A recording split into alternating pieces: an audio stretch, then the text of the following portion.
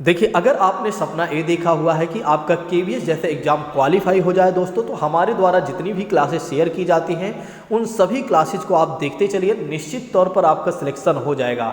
इससे बाहर से कुछ भी नहीं आएगा, इस बात की मैं गारंटी देता हूं। दोस्तों आइए प्रारंभ करते हैं, बिना किसी और बात की चर्चा करते हुए सीधा आते हैं आज के अपने पहले प्रश्न पर। जैसा कि बात करते हैं, आज का हमारा पहला प्रश्न ये है दोस्तों कि कर्क रेखा भारत के किन किन राज्यों से होकर गुजरती है। कर्क रेखा भारत के किन किन राज्यों से होकर गुजरती है। पहला ऑप्शन कहता है गुजरात, महाराष्ट्र, केरल। दूसरा ऑप्शन कहता है दोस्तों कि राजस्थान, गुजरात, छत्तीसगढ़। और तीसरा ऑप्शन कहता है केरल, कर्नाटक, उड़ीसा। और चौथा ऑप्शन कहता है राजस्थान, केरल, मिजोरम। बड़ा ही प्यारा प्रश्न है, जवाब दीजिएगा दोस्तों। अगर आ रहा है तो जवाब दीजिए, नहीं आ रहा है तो कोई बात नहीं है, फिर भी प्रयास तो कीजिए। देखिए, सबसे पहले हम बात ये कर लेते हैं कि भारत की स्थिति के बारे में, यानी कि कौन सा राज्य भारत में कहाँ पर अवस्थित है।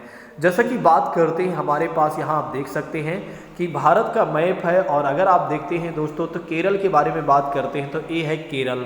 यहाँ पर है केरल दोस्तों, और ये देखिए कर्क रेखा है, ठीक है। ये देखिए आप कर्क रेखा है, तो सोचिए जब केरल यहाँ पर है और कर्क रेखा यहाँ पर है तो इसका क्या कोई संबंध बन रहा है? तो नहीं बन रहा है। जब इसका आपस में कोई संबंध बन ही नहीं रहा है, केरल को कर्क रेखा टच कर ही नहीं रही है, तो इसका मतलब ये हो जाता है कि जो हमारे में जो ऑप्शन दिया गया है केरल वाला, वो हमारा गलत हो जाता है। तो कहने का मतलब ये है कि हमारे पास जिस ऑप्शन में केरल है उसको हम गलत काट देते हैं। जैसे कि पहले ऑप्शन में आप देख रहे हैं, पहले ऑप्शन में क्या है कि केरल है, इसको आप गलत काट दीजिए। दूसरे ऑप्शन की बात करते हैं राजस्थान, गुजरात, छत्तीसगढ़, तो यहाँ पर ऐसी बातें नहीं हैं, तो इसको आप छोड़ दीजिए। अब तीसरे ऑप्शन की बात करते हैं तो सीधा ही केरल लिखा हुआ है, और चौथे ऑप्शन की बात करते हैं तो यहाँ पर राजस्थान के बाद आप देख रहे हैं कि केरल लिखा हुआ है। तो यहाँ पर आप देख सकते हैं कि हमने क्या किया, 3 विकल्प को हटा दिया और एक सही विकल्प को निकाल लिया, और इसी तरह से आपको क्या करना, हर एक प्रश्न को सॉल्व करना है। तो दोस्तों जैसा कि बात करते हैं, यहाँ पर ऑप्शन कौन सा सही हो जाता है? बी सही हो जाता है, इस बात को ध्यान रखिएगा। अच्छा, यहाँ पर अतिरिक्त जानकारी के तौर पर यदि हम देखें तो जो कर्क रेखा है वो भारत के 8 राज्यों से होकर जाती है। तो ध्यान रखिएगा, भारत के कितने राज्य से होकर जाती है कर्क रेखा? तो 8 राज्य से होकर जाती है। अब कर्क रेखा कहाँ पर हमें मिलेगी? जैसे कि बात करते हैं, ये है पृथ्वी, और पृथ्वी को अगर हम 2 बराबर भागों से काटते हैं तो फिर क्या, पृथ्वी को यदि हम 2 बराबर भागों से काटते हैं तो उस रेखा को क्या कहा जाता है? विषुवत रेखा कहा जाता है, या विषुवत रेखा कहा जाता है, या भूमध्य रेखा कहा जाता है। जब हम भूमध्य रेखा से 23.5 डिग्री ऊपर जाते हैं तो हमें कौन सी रेखा मिल जाती है? तो कर्क रेखा मिल जाती है। तो आप देख सकते हैं ये है कर्क रेखा। अब तीसरी बात करते हैं, भूमध्य रेखा से हम 23.5 डिग्री नीचे आते हैं, दक्षिण की ओर आते हैं, तो हमें एक और रेखा मिल जाती है जिसे हम क्या कहते हैं? मकर रेखा कहते हैं। तो जिसे हम क्या कहते हैं दोस्तों? मकर रेखा कहते हैं, इस बात को ध्यान रखिएगा। अब यहाँ पर मैं एक और मैप दिखाना चाहूँगा ताकि आपको बहुत अच्छे तरीके से क्लियर हो जाए। देखिए, ये है पृथ्वी, और पृथ्वी से अगर आप देखते हैं तो यहाँ से हम ये देखिए कर्क रेखा होकर जाती है, यहाँ पर आप देख रहे हैं, तो ये है हमारा प्यारा भारत, और इसके जो भारत से भी होकर जा रही है कर्क रेखा। तो कहने का मतलब ये है कि अगर कॉन्टिनेंट के हिसाब से देखा जाए तो एशिया से भी कर्क रेखा होकर जाती है, यूरोप से भी होकर जाती है, ये है यूरोप दोस्तों। और दूसरी बात करते हैं, तीसरी बात करते हैं अफ्रीका की बात करते हैं, तो अफ्रीका से भी कर्क रेखा होकर जाती है, और नॉर्थ अमेरिका से भी होकर जाती है कर्क रेखा। तो ऐसे में अगर देखा जाए तो भारत से, अगर भारत के संदर्भ में हम समझते हैं तो भारत के 8 राज्यों से कर्क रेखा होकर जाती है। अगर कॉन्टिनेंट के हिसाब से हम देखते हैं कि पृथ्वी पर 7 कॉन्टिनेंट है, यानी 7 महाद्वीप हैं, और जिसमें से अगर देखा जाए तो एशिया से कर्क रेखा होकर जाती है, यूरोप से होकर जाती है, अफ्रीका से होकर जाती है, और नॉर्थ अमेरिका से होकर जाती है। कहाँ से कर्क रेखा होकर नहीं जाती है? तो जैसे कि एक साउथ अमेरिका की बात करते हैं तो साउथ अमेरिका से कर्क रेखा होकर नहीं जाती है। दूसरी बात करते हैं अंटार्कटिका की बात करते हैं, तो अंटार्कटिका से भी कर्क रेखा होकर नहीं जाती है। और तीसरी बात करते हैं दोस्तों तो ऑस्ट्रेलिया की बात करते हैं, तो ऑस्ट्रेलिया से भी क्या होता है कि कर्क रेखा होकर नहीं जाती है। तो ध्यान रखिएगा, कर्क रेखा भारत के कितने राज्यों से होकर जाती है? तो 8 राज्यों से, अगर भारत के संदर्भ में पूछा जाता है। और अगर आपसे पूछा जाता है कितने कॉन्टिनेंट से होकर जाती है, तो एक तो बात कर लेते हैं एशिया, दूसरी बात कर लेते हैं यूरोप, और तीसरी बात कर लेते हैं अफ्रीका, और चौथी बात कर लेते हैं नॉर्थ अमेरिका। अगर आप इसको नहीं याद कर पा रहे हैं तो आप ये याद कर लीजिए किससे होकर नहीं जाएगी कर्क रेखा। तो साउथ अमेरिका की बात करते हैं, साउथ अमेरिका से कर्क रेखा होकर नहीं जाती, अंटार्कटिका से कर्क रेखा होकर नहीं जाती, ऑस्ट्रेलिया से कर्क रेखा होकर नहीं जाती। तो अगर आप चाहें तो इसको याद कर लेते हैं, अगर आप इसको भी याद कर लेते हैं तब भी आपको ये पता चल जाएगा किससे होकर जाती है या कहाँ से कर्क रेखा होकर जाती है। दोस्तों इस बात को ध्यान रखिएगा। आइए भारत के संदर्भ में देख लेते हैं कि किन किन राज्यों से कर्क रेखा होकर जा रही है। जैसा कि बात करते हैं गुजरात की बात करते हैं तो गुजरात से कर्क रेखा होकर जा रही है। दूसरे राज्य की बात करते हैं तो राजस्थान से होकर जा रही है, और तीसरी बात करते हैं तो मध्य प्रदेश से, चौथी बात करते हैं छत्तीसगढ़, फिर पांचवी बात करते हैं झारखंड, और छठी बात करते हैं तो पश्चिम बंगाल, और सातवीं बात करते हैं तो त्रिपुरा, और आठवीं बात करते हैं तो मिजोरम। तो दोस्तों इस बात को ध्यान रखिएगा कि कर्क रेखा जो है भारत के 8 राज्य से होकर जाती है। कितने राज्य से होकर जाती है? तो 8 राज्य से होकर जाती है। हमने आपको कर्क रेखा पृथ्वी के भी संदर्भ में दिखा दिया, कॉन्टिनेंट के हिसाब से मैंने आपको दिखा दिया, और भारत के संदर्भ में भी हमने आपको दिखा दिया। तो कहने का मतलब ये है कि आपने देखा कि एक प्रश्न को आपने सॉल्व किया हमारे साथ, और इसके साथ कई प्रश्नों को भी आपने जान लिया, यानी कि कई प्रश्नों के उत्तर भी आपने जान लिया। अब आइए बात कर लेते हैं इसी के साथ दूसरे प्रश्न के बारे में। जवाब दीजिएगा, बड़ा ही प्यारा प्रश्न है। प्रश्न ये है कि राष्ट्रीय कैंसर जागरूकता दिवस कब मनाया जाता है?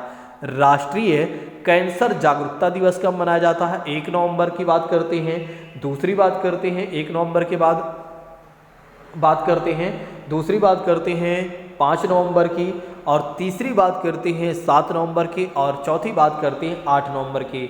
बड़ा ही प्यारा प्रश्न है, जवाब दीजिएगा दोस्तों, जल्दी से इसका जवाब दीजिए कि राष्ट्रीय कैंसर दिवस कब मनाया जाता है। तो देखिए, अगर हम बात करते हैं, चलिए मैं बता देता हूं इसके आंसर के बारे में। तो इसका आंसर हो जाता है दोस्तों, तीसरा सही हो जाता है।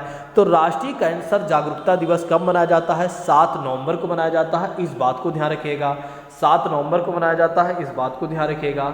तो अब यहाँ पर हम बात ये कर लेते हैं कि अतिरिक्त जानकारी के तौर पर हम बात कर लेते हैं कि कब इसकी शुरुआत हुई। तो राष्ट्रीय कैंसर दिवस की शुरुआत कब हुई थी दोस्तों? तो 2014 में शुरुआत हुई थी, इस बात को ध्यान रखिएगा। 2014 में शुरुआत हुई थी। किस मंत्री के द्वारा इसकी शुरुआत की गई थी? तो केंद्र के मंत्री जो सेंट्रल मिनिस्टर स्वास्थ्य मंत्री हैं डॉक्टर हर्षवर्धन, इनके द्वारा पहली बार शुरू किया गया 2014 में। तो ध्यान रखिएगा 2014 में क्या किया गया? राष्ट्रीय कैंसर जागरूकता दिवस की शुरुआत की गई या किया गया, इस बात को ध्यान रखिएगा। अब यहाँ पर बात ये कर लेते हैं कि 1 नवंबर के बारे में, कि 1 नवंबर को कौन सा दिवस मनाया जाता है। तो 1 नवंबर के बारे में यदि दोस्तों हम बात करते हैं तो 1 नवंबर को विश्व शाकाहारी दिवस मनाया जाता है। क्या मनाया जाता है? विश्व शाकाहारी दिवस मनाया जाता है। कब? 1 नवंबर को मनाया जाता है। पहली बार कब मनाया गया था? तो पहली बार मनाया गया था 1 नवंबर 2021 को। तो ध्यान रखिएगा, पहली बार विश्व शाकाहारी दिवस कब मनाया गया? 1 नवंबर 2021 को विश्व शाकाहारी दिवस मनाया गया। और कब मनाया गया? तो ध्यान रखिएगा दोस्तों 1 नवंबर को मनाया गया। अब यहाँ पर बात ये कर लेते हैं, कि 5 नवंबर को क्या मनाया जाता है। तो 5 नवंबर के संदर्भ में अगर देखा जाए दोस्तों, तो 5 नवंबर के संदर्भ में अगर देखा जाए तो विश्व सुनामी जागरूकता दिवस मनाया जाता है। तो 5 नवंबर को क्या होता है? विश्व सुनामी जागरूकता दिवस मनाया जाता है, इस बात को ध्यान रखिएगा। एक बार फिर से मैं दोहराना चाहूँगा इस प्रश्न को, और साथ ही साथ इसके उत्तर को और इसके अतिरिक्त जानकारी को भी। जैसा कि मैंने आपको बताया कि राष्ट्रीय कैंसर जागरूकता दिवस कब मनाया जाता है, तो ध्यान रखिएगा 7 नवंबर को। पहली बार कब मनाया गया या पहली बार इसकी शुरुआत कब की गई? तो 2014 में इसकी शुरुआत की गई। किस मंत्री के द्वारा इसकी शुरुआत की गई दोस्तों? तो भारत के सेंट्रल मिनिस्टर हैं जो डॉक्टर हर्षवर्धन, स्वास्थ्य मंत्री जो हैं, उनके द्वारा इसकी शुरुआत की गई थी। 1 नवंबर किस लिए खास हो जाता है? तो 1 नवंबर इसलिए खास हो जाता है क्योंकि इस दिन क्या होता है? विश्व शाकाहारी दिवस मनाया जाता है। तो 1 नवंबर को क्या होता है? विश्व शाकाहारी दिवस मनाया जाता है। और पहली बार कब मनाया गया था? तो पहली बार 1 नवंबर 2021 को विश्व शाकाहारी दिवस मनाया गया था। अब 5 नवंबर हमारे लिए खास क्यों हो जाता है? क्योंकि इस दिन क्या होता है? 5 नवंबर को क्या होता है कि विश्व सुनामी जागरूकता दिवस मनाया जाता है, इस बात को ध्यान रखिएगा, भूलिएगा नहीं। चलिए अब आइए बात कर लेते हैं दोस्तों इसी के साथ अगले प्रश्न के बारे में। अगर आप लोगों को मेरी सारी बातें समझ में आ रही हैं तो एक बार कमेंट करके बताइए यस सर, आप जो हमें समझा रहे हो बिल्कुल क्लियर है। चलिए बात करते हैं इसी के साथ अगले प्रश्न के बारे में। प्रश्न ये है कि ऑस्कर पुरस्कार से सम्मानित प्रथम भारतीय कौन है। ऑस्कर पुरस्कार से सम्मानित प्रथम भारतीय कौन है। भानु अथैया हैं, अमिताभ बच्चन हैं, रजनीकांत है और दीपिका पादुकोण है। बड़ा ही प्यारा प्रश्न है, जवाब दीजिएगा, जल्दी से इसका जवाब दीजिए कि ऑस्कर पुरस्कार से प्रथम सम्मानित भारतीय कौन थे। तो दोस्तों जैसा कि बात करते हैं इनके बारे में, भानु अथैया जी हैं जो ऑस्कर पुरस्कार से सम्मानित प्रथम भारतीय हैं। और एक कब पाए थे तो 1983 में, 1983 में एक क्या पाए थे, ऑस्कर पुरस्कार पाए थे या ऑस्कर पुरस्कार से सम्मानित किए गए थे। ये पहले ऐसे व्यक्ति हैं, इस बात को ध्यान रखिएगा। एक बार फिर से मैं आपको बता देता हूं, ऑस्कर पुरस्कार से सम्मानित प्रथम भारतीय कौन थे, भानु अथैया थे। और इन्हें कब मिला हुआ था तो 1983 में मिला था, यानी 1983 में मिला था। इस बात को ध्यान रखिएगा। अब आइए बात कर लेते हैं दोस्तों इसी के साथ अगले प्रश्न के बारे में, जवाब दीजिएगा। प्रश्न ये है कि भारत की जनगणना के अनुसार 2001 से लेकर 2011 के बीच निम्नलिखित प्रतिशतों में से कौन 10 की जनसंख्या वृद्धि दर दर्शाती है। पहला ऑप्शन कहता है 16.64% और दूसरा ऑप्शन कहता है 17.64% और तीसरा ऑप्शन कहता है 18.25% और चौथा ऑप्शन कहता है 19.34%। बड़ा ही प्यारा प्रश्न है, जवाब दीजिएगा। और जो लोग नए हैं वे क्या करें, चैनल को जरूर सब्सक्राइब कर लें। जो लोग पुराने हैं वे क्या करें, दूसरों को शेयर कर दें। जैसा कि बात करते हैं इसके बारे में दोस्तों, जैसा कि बात करते हैं कि भारतीय राष्ट्रीय जनगणना 2001 से लेकर 2011 के बीच जो प्रतिशतों में कौन से 10 की मतलब कि वृद्धि हुई, जनसंख्या में वृद्धि हुई है, तो 17.64% में क्या हुआ है, 10 की वृद्धि।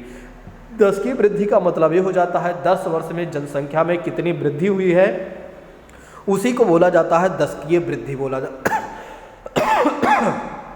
चलिए अब आइए बात करते हैं इसी के साथ अगले प्रश्न के बारे में। प्रश्न का जवाब दीजिएगा। प्रश्न ये है कि राष्ट्रपति द्वारा राष्ट्रीय आपातकाल की घोषणा किस अनुच्छेद से की जाती है।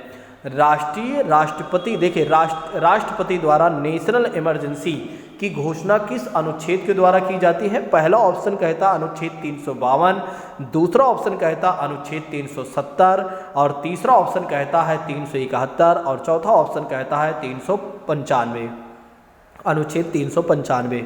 बड़ा ही प्यारा प्रश्न है, जवाब दीजिएगा। जो लोग नए हैं वे क्या करें, चैनल को सब्सक्राइब कर लें। यदि आप लोगों को क्लास बेहतर लग रही है तो एक बार कमेंट करके आप हमें बताइए कि यस सर, आप जो हमें समझा रहे हो बिल्कुल क्लियर है। चलिए बात करते हैं इसके आंसर के बारे में दोस्तों। तो इसका आंसर हो जाता है, पहला सही हो जाता है। देखिए राष्ट्रीय आपातकाल के बारे में अगर हम बात करते हैं तो नेशनल इमरजेंसी इसे अंग्रेजी में कहा जाता है। नेशनल इमरजेंसी का प्रयोग तब किया जाता है जब हमारे देश पर कोई देश आक्रमण कर दे या आक्रमण करने की स्थिति ज़्यादा भयंकर हो गई हो, तो फिर जब राष्ट्र को ऐसा लगता है कि संकट आने वाला है तो फिर क्या होता है, राष्ट्रीय आपातकाल घोषित कर दिया जाता है। या एक और विकल्प होता है, हमारे देश की सेनाओं ने विद्रोह कर दिया हो, तब फिर क्या होता है, राष्ट्रपति द्वारा क्या किया जाता है, राष्ट्रीय आपातकाल घोषित कर दिया जाता है। और किस अनुच्छेद के थ्रू घोषित किया जाता है, तो अनुच्छेद 352 के थ्रू घोषित किया जाता है। इस बात को ध्यान रखिएगा। एक बार मैं थोड़ा सा राष्ट्रपति के बारे में और बताना चाहूँगा। देखिए राष्ट्रपति के बारे में यदि हम बात करते हैं तो राष्ट्रपति को क्या दिया गया है, आपातकालीन शक्तियाँ दी गई हैं या दिया गया है। तो आपातकालीन शक्तियाँ कौन कौन सी है, एक तो 352 है और दूसरी बात करते हैं 356 है और तीसरी बात करते हैं तो 360 है। अब 352 क्या है, तो 352 अभी हमने आपको बताया था, जो क्वेश्चन में पूछा गया था जिसके आंसर के बारे में बताया था। तो जो 352 है इसे कहा जाता है राष्ट्रीय आपातकाल कहा जाता है। और राष्ट्रीय आपातकाल कब घोषित किया जाता है, जब कोई देश हमारे देश पर आक्रमण कर दिया हो या हमारे देश के सैनिकों द्वारा विद्रोह कर दिया गया हो, तो तब फिर क्या किया जाता है, 352 का प्रयोग करके राष्ट्रपति क्या करते हैं, राष्ट्रीय आपातकाल घोषित कर देते हैं, यानी कि नेशनल इमरजेंसी घोषित कर देते हैं। दूसरी बात करते हैं 356 के बारे में बात करते हैं तो इसे बोला जाता है राष्ट्रपति शासन बोला जाता है, प्रेसिडेंट रूल बोला जाता है, प्रेसिडेंट रूल बोला जाता है अंग्रेजी में से।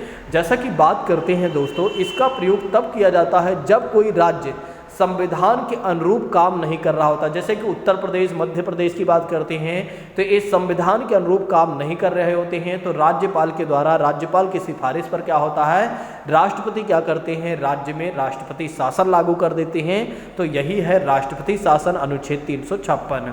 अब बात ये कर लेते हैं कि अनुच्छेद 360 क्या है।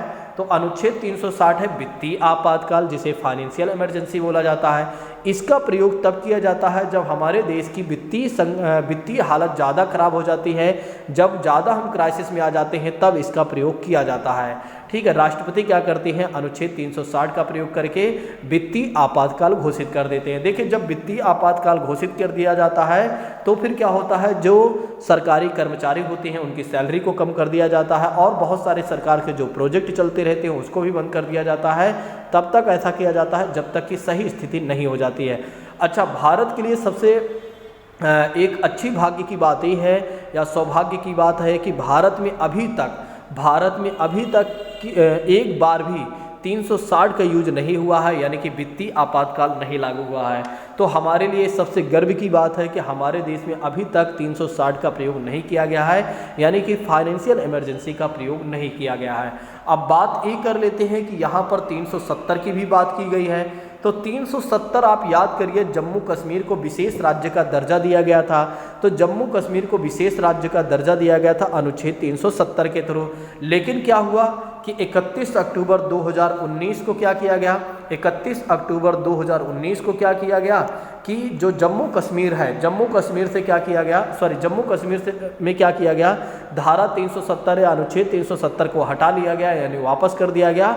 और जम्मू कश्मीर में जो जम्मू कश्मीर होता है उसे केंद्र शासित प्रदेश बना दिया जाता है। जम्मू कश्मीर का एक सबसे बड़ा जिला था, वो था लद्दाख दोस्तों, उसको भी केंद्र शासित बना दिया गया और जम्मू को अलग कर दिया गया, इसको भी केंद्र शासित प्रदेश के रूप में तब्दील कर दिया गया। तो अनुच्छेद 370 ए था कि जो जम्मू कश्मीर का स्पेशल स्टेट का जो दर्जा दिया गया था उससे वापस ले लिया गया, और उसे 31 अक्टूबर 2019 को क्या किया गया कि केंद्र शासित प्रदेश के रूप में तब्दील कर दिया गया, तो जम्मू कश्मीर को और लद्दाख को दोस्तों। अब 371 के बारे में बात कर लेते हैं। अब आपके मन में ये भी होगा कि 371 क्या है। देखिए, 371 के माध्यम से क्या होता है कि जो राज्य होते हैं वहाँ, वो जो जैसे कई राज्य ऐसे हैं हमारे देश के, जैसे पूर्वोत्तर राज्यों की बात करते हैं, जैसे सिक्किम की बात करते हैं, अरुणाचल प्रदेश, मेघालय, असम की बात करते हैं, तो ये सब जो राज्य हैं कहीं ना कहीं बहुत ज़्यादा सेंसिटिव हैं, और ये सेंसिटिव होने की वजह से क्या, अनुच्छेद 371 के तहत इनको क्या किया गया है, इनको सीमित राज्य का दर्जा दिया गया है, यानी कि स्वायत्तता कम दी गई, ज़्यादा फ्रीडम इन्हें नहीं दिया गया है अनुच्छेद 371 के तहत। तो अनुच्छेद 371 के तहत क्या होता है कि उन राज्यों को सीमित स्वायत्तता दी जाती है, स्वतंत्रता दी जाती है, जहां जो राज्य काफ़ी ज़्यादा सेंसिटिव होते हैं, ट्राइबल्स या और किसी चीज़ के लिए काफ़ी सेंसिटिव होते हैं, तो उन राज्यों को 371 का दर्जा दिया जाता है। जैसे कि बात करते हैं सिक्किम की बात करते हैं, तो सिक्किम भी, अरुणाचल प्रदेश भी है, क्योंकि सिक्किम की जो बॉर्डर है वो पाकिस्तान के साथ है और कहीं ना कहीं चाइना के साथ है, और इसलिए कहीं ना कहीं प्रॉब्लम्स हो सकती है। और यहीं पर अगर देखा जाए, और वहाँ पर कुछ अलग भी उनकी भौगोलिक प्रॉब्लम है, कुछ बहुत सारी चीज़ें हैं जिसके वजह से क्या है कि उन्हें 371 में रखा गया है, यानी कि सिक्किम को। पूर्वोत्तर राज्य की बात करते हैं, अरुणाचल प्रदेश, असम की बात करते हैं, तो ऐसी समस्याएं कहीं ना कहीं हैं, जिसकी वजह से सरकार ने क्या किया हुआ है, अनुच्छेद 371 में उन राज्यों को रखा हुआ है, उन्हें सीमित स्वायत्तता दिया हुआ है, जिससे किसी भी प्रकार की कोई समस्याएं ना आए। अब बात ये कर लेते हैं 395 के बारे में। तो 395 अनुच्छेद की कोई विशेषता नहीं है, इसे निरसित कर दिया गया है, यानी कि अब 395 अनुच्छेद नहीं रहा है दोस्तों, इस बात को ध्यान रखिएगा। अब आइए बात करते हैं इसी के साथ अगले प्रश्न के बारे में। प्रश्न क्या कहता है कि हिंदी एक राजभाषा है या संविधान के किस भाग में वर्णित है। तो संविधान के भाग 15 में है, संविधान के भाग 17 में है, संविधान के भाग 18 में और संविधान के भाग 24 में। बड़ा ही प्यारा प्रश्न है, जल्दी से जवाब दीजिए दोस्तों कि इसका आंसर क्या हो जाएगा। देखिए, अगर हम बात ये कर लेते हैं कि राजभाषा, हिंदी एक राजभाषा है, संविधान के किस भाग में इसकी चर्चा की गई है, तो संविधान के भाग 17 में इसकी चर्चा की गई है। और अनुच्छेद अगर आपसे पूछा जाता है कि कहाँ से लेकर कहाँ तक इसके बारे में बताया गया है, तो अनुच्छेद 343 से लेकर 351 तक इसके बारे में बताया गया है। तो हिंदी जो है भारत की एक राजभाषा है, यानी कि कामकाज की भाषा है, जिसे संविधान के भाग 17 में रखा गया है और अनुच्छेद 343 यानी 343 से लेकर 351 के तहत रखा गया है, या इतने तक रखा गया है। इस बात को गौर करिएगा, यानी कि ध्यान रखिएगा। अब आइए बात कर लेते हैं दोस्तों इसी के साथ अगले प्रश्न के बारे में, जवाब दीजिएगा। प्रश्न ये है कि हाल ही में हुई घोषणा के अनुसार किस शहर में भारत का पहला राष्ट्रीय डॉल्फिन अनुसंधान केंद्र बनेगा। हाल ही में अगर देखा जाए तो कहा जा रहा है कि घोषणा हुई जिसके अनुसार किस शहर में भारत का पहला कह सकते हैं नेशनल डॉल्फिन रिसर्च सेंटर बनेगा। दोस्तों जवाब दीजिएगा। पहला ऑप्शन कहता है रांची, दूसरा ऑप्शन कहता है देहरादून और तीसरा ऑप्शन कहता है ग्वालियर, चौथा ऑप्शन कहता है दोस्तों चौथा ऑप्शन कहता है पटना। बड़ा ही प्यारा प्रश्न है, जल्दी से जवाब दीजिए कि इसका जवाब क्या हो जाएगा। तो जल्दी से इसका जवाब दीजिएगा, जल्दी से इसका जवाब दीजिएगा। तो दोस्तों अगर देखा जाए इसके जवाब के बारे में तो इसका जवाब हो जाता है डी, सही हो जाता है। इस बात को ध्यान रखिएगा। अच्छा, डी के बारे में हम बात करते हैं तो डी क्या है, पटना है। तो पटना शहर में क्या होगा, राष्ट्रीय डॉल्फिन अनुसंधान केंद्र खोला जाएगा, यानी कि बनाया जाएगा। अब यहाँ के बारे में यदि हम बात करते हैं तो जो पटना है ना दोस्तों, ये बिहार की राजधानी है। तो जो पटना है वो बिहार की राजधानी है। तो पटना क्या है, बिहार की राजधानी है।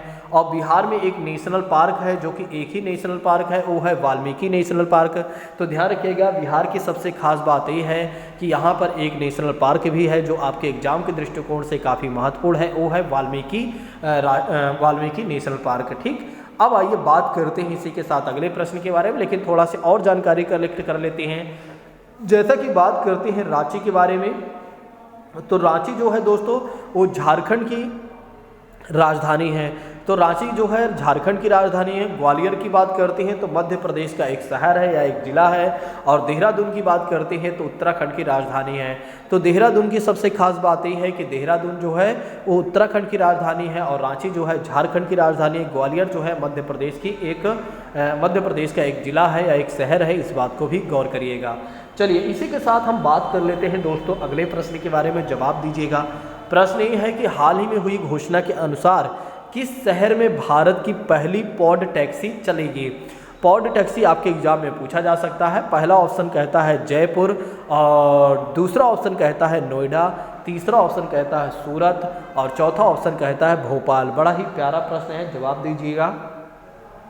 तो भारत की पहली पॉड टैक्सी चलेगी दोस्तों, वो कहाँ पर चलेगी, नोएडा में चलेगी। ध्यान रखिएगा, आपके एग्जाम में यह प्रश्न पूछा जा सकता है कि भारत की पहली पॉड टैक्सी कहाँ पर चलेगी, तो नोएडा में चलेगी। इस बात को गौर करिएगा। नोएडा जो है उत्तर प्रदेश का एक जिला है। ठीक है, उत्तर प्रदेश में कुल कितने ज़िले हैं, 75 ज़िले हैं। तो इसमें से अगर देखा जाए तो एक जिला है। चलिए इसी के साथ बात कर लेते हैं दोस्तों अगले प्रश्न के बारे में। अगला प्रश्न क्या कहता है, जवाब दीजिएगा। प्रश्न ये है कि स्थायी बंदोबस्त का सिद्धांत किसने दिया था। स्थायी बंदोबस्त का सिद्धांत किसने दिया था, तो लॉर्ड कैनिंग ने दिया था, लॉर्ड कर्जन ने दिया था, लॉर्ड कॉर्नवालिस ने दिया था और लॉर्ड माउंटबेटन साहब ने दिया था। बड़ा ही प्यारा प्रश्न है, जवाब दीजिएगा। बड़ा ही प्यारा प्रश्न है दोस्तों, जल्दी से जवाब दीजिए, जल्दी से इसका जवाब दीजिए,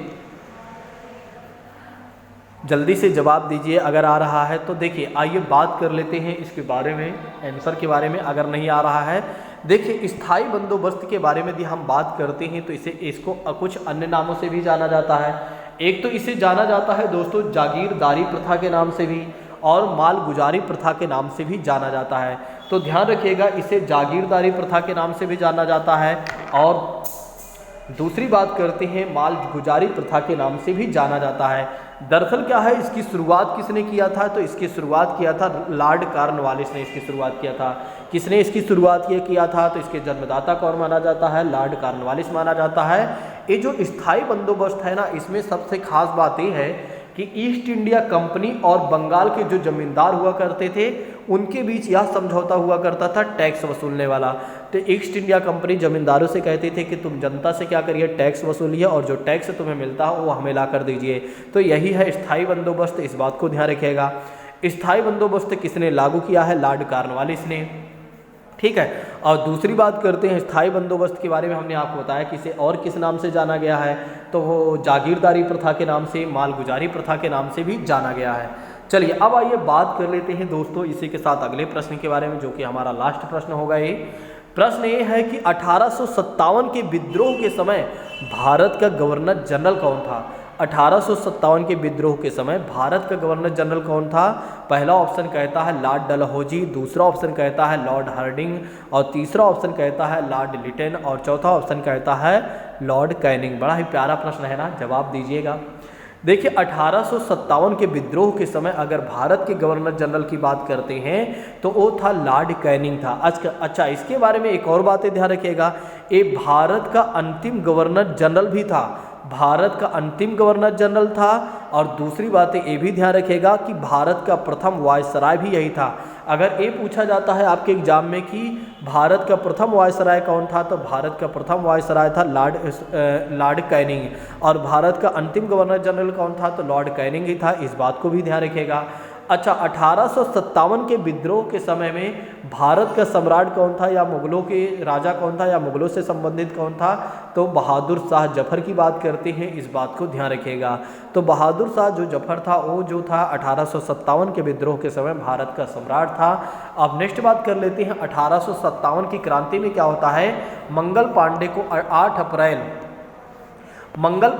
8 अप्रैल 1857 को क्या कर दिया जाता है, फांसी दे दिया जाता है। तो ध्यान रखिएगा 8 अप्रैल 1857 को क्या होता है, मंगल पांडे को फांसी दे दिया जाता है। इस बात को भी गौर करिएगा, यानी कि ध्यान रखिएगा। तो दोस्तों जैसा कि आपने देखा कि अभी हमने आपको 10 से 12 प्रश्न ही सॉल्व करवाया, लेकिन आपने देखा कि केवल 10 से 12 ही प्रश्न नहीं थे, बल्कि अगर आप देखें कि 10-12 प्रश्न के साथ साथ 10-12 प्रश्न और भी सॉल्व करवाया गया हमारे साथ, जो मैंने आपको अतिरिक्त जानकारी के तौर पर दिया। अगर मैं चाहता कि आपको केवल और केवल प्रश्न के आंसर बताते चलना होता, या मैं चाहता तो केवल आपको प्रश्न के आंसर बताता, तो इससे क्या होता, ज़्यादा से ज़्यादा प्रश्न सॉल्व हो जाते हैं, तो आपको लगता कि बहुत ज़्यादा प्रश्न करवाया गया। लेकिन अगर आप प्रत्यक्ष और अप्रत्यक्ष रूप से देखते हैं और समझते हैं, तो आपको लगेगा कि वाकई में जो चीज़ें हमें बाद में पढ़ना होता है, या जो चीज़ें मैं पढ़ती तो काफ़ी समय लगता, या पढ़ता तो मैं काफ़ी समय लगता, ये मान के चलिए इसमें क्या हुआ कि हमने कम समय में ही ज़्यादा चीज़ें जान लिया। दोस्तों अगर आप लोगों को क्लास बेहतर लगी हो तो एक बार कमेंट करके आप हमें ज़रूर बताइएगा। बाकी क्लास को यहीं पर स्थगित करते हैं। Thank you so much. जय हिंद दोस्तों, टेक केयर।